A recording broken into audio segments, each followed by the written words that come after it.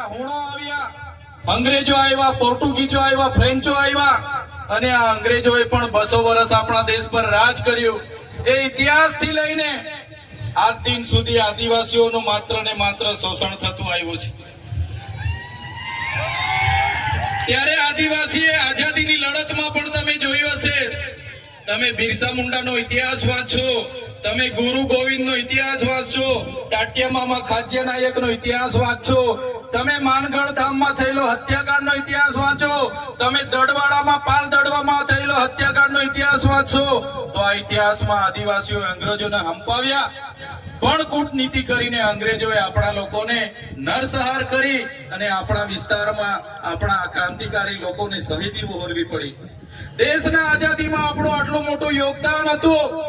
દેશ આઝાદ થયો, દેશમાં લોકશાહી આવી, લોકશાહીમાં દેશમાં બંધારણ બન્યું.